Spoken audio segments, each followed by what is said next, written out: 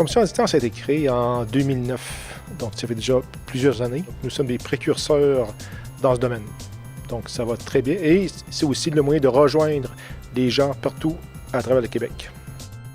Je crois que ce qui a poussé le centre, Alain et son collègue à l'époque, moi je n'étais pas arrivé encore à démarrer en formation à distance, c'était un besoin à l'époque un peu de ramener des élèves dans le programme. Il y avait une baisse à ce moment-là. Et bien, il ne faut pas se cacher, le financement vient avec l'achalandage, le nombre d'élèves. Donc à la base, je crois qu'il y avait un devoir de sauver le programme, entre guillemets. Mais de fil en aiguille, je crois qu'on a vu tout de suite que ça allait et qu'on avait le programme parfait pour faire de l'enseignement à distance en informatique avec la virtualisation et tout. On a carrément le meilleur programme, moi, je pense, pour faire de la formation à distance au niveau des DEP. Là.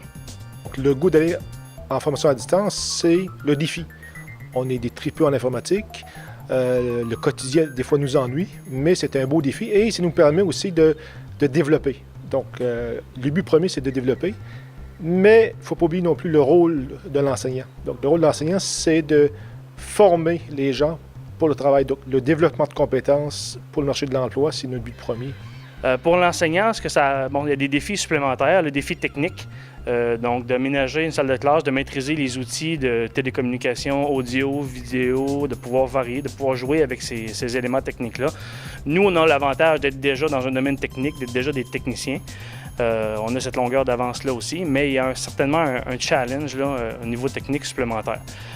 Point de vue pédagogique, le rôle de l'enseignement est différent. On fait moins de l'enseignement traditionnel, on est moins des gens qui vont faire une prestation d'enseignement. On est beaucoup plus dans l'accompagnement, on est beaucoup plus dans le suivi. Donc, la nature des tâches qu'on a comme enseignant change un peu. On a des tâches qui se rapprochent beaucoup plus de niveau gestionnaire, suivi d'élèves. Donc, c'est sûr que ça va demander énormément de discipline. Je dirais que quiconque est intéressé par ça, c'est super passionnant. Je trouve que ça t'apprend beaucoup, dans le fond, sur toi-même, sur ta capacité à justement comme t'auto-gérer, si je peux dire. Parce que comme je disais, c'est tellement des fois tentant de faire autre chose ou juste d'aller voir des amis, ou tu sais. Non, il faut vraiment que tu te concentres. Fait que je trouve que ça t'apprend tellement à te débrouiller toi-même. Ce que ça permet également de développer chez l'élève, c'est la capacité d'intervenir à distance. Dans le monde de l'informatique, souvent, aujourd'hui, le personnel de soutien informatique n'est pas physiquement dans le même bureau que les gens, que les utilisateurs. Donc, forcément, l'élève devra intervenir à distance pour régler des problèmes. Bien, dans la classe, ils ont l'opportunité d'expérimenter ces systèmes-là à tous les jours. Donc, les gens qui désirent aller en formation à distance, c'est un travail de groupe de centre. Donc, c'est la direction, c'est le conseiller pédagogique, ce sont aussi les enseignants qui doivent embarquer. En langue populaire, c'est tout ou pantoute.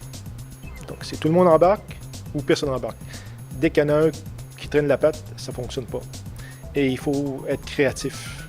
Il faut toujours suivre les règles, mais développer pour arriver au résultat voulu. C'est le meilleur des conseils que je peux vous donner.